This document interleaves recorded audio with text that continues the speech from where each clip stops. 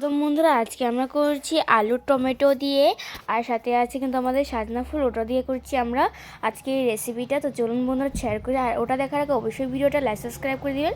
তো দেখতেই পাচ্ছেন নিয়ে নিয়েছি আমরা বেগুন, টমেটো, আলু আর এই সাজনা ফুলগুলো। এগুলো আমাদের পাশে দিকে থাকে, এদিকে সাজনা ফুলগুলো আমরা এগুলো কুড়িয়ে নিয়েছি। দেখতেই পাচ্ছেন কতটা সুন্দর। আপনাদের দিকে এই সাজনা ফুলটা আছে কিনা অবশ্যই কমেন্ট করবেন।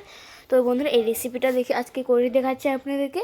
তো এটা করার জন্য একটা কড়াই দিয়ে দিব পরিমাণ মতন তেল, গোটা জিরা, কালো জিরা, শুকনো লঙ্কা আর দিয়ে দেবো তেজপাতা। এই সম্বারগুলো দিয়ে দেওয়ার পর আমরা এখানে দিয়ে দেবো পেঁয়াজ কুচি। পেঁয়াজ কুচিটা কয়েক মিনিট আমরা হালকা ভাজার পর এই সবজিগুলোকে আমরা পরিমাণ মতন হলুদ নুন দিয়ে এখানে ছেড়ে আমরা কয়েক মিনিট এটাকে হালকা করে ভেজে নিব। তারপর এখানে আমরা দিয়ে দিব হালকা পেঁয়াজ বাটা আর দিয়ে দিব ওই ফুলগুলো, যে সাজনা ফুলগুলো দিয়ে কয়েক মিনিট ভাজার পরে আমরা এখানে জিরা কাঁচা লঙ্কা পেস্ট দিয়ে দিব, শুকনো লঙ্কার গুঁড়ো দিয়ে দিব আর পরিমাণ মতন জল দিয়ে ধনেপাতা কুচি দিয়ে দিব। বাস রেডি হয়ে গেছে। আপনারা ট্রাই করবেন। দেখা হবে পরবর্তী চ্যানেলে। টাটা।